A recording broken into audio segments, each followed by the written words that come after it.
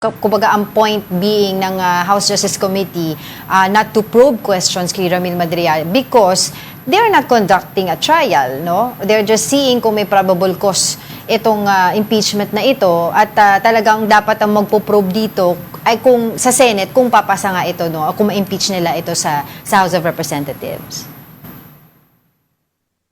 Actually, that's a very profound misunderstanding, no? Kasi kung titignan mo yung rules ng House, their duty is to determine probable cause to impeach, no?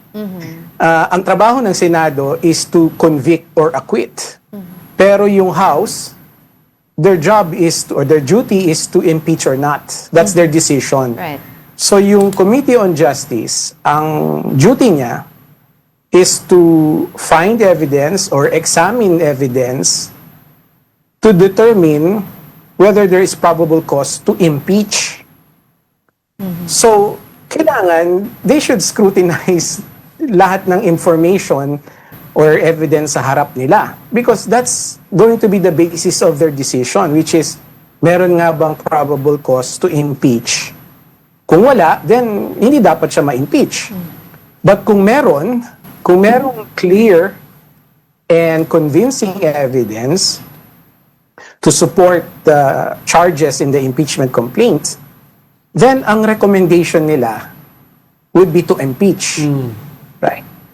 That means their recommendation would also mean the Vice President should be removed from office. No? Kaya nga, Diego and Angela, kasama dun sa report nila, dun sa COJ, yung report nila, is the articles of impeachment na. If they find probable cause to impeach.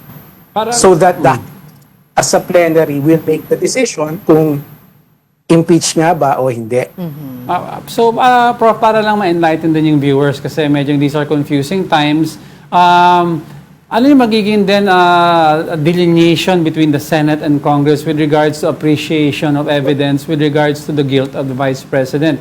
Kasi if let's say they try to impugn the testimony of Ramil Madriaga dito pa lang, pero due to political numbers, pumunta sa Senado ito, and the Senate has a different take on Ramil Madriaga's testimony, magkakaroon ng problem tayo. So ano yung magiging difference nitong dalawang houses with regards to appreciation? In principle, there should be no difference, no? Kasi both chambers are looking for clear and convincing evidence, no? So, ang pagkakaiba lang nila is what their decision is going to be. So, ang House, as I said earlier, their decision is to impeach or not.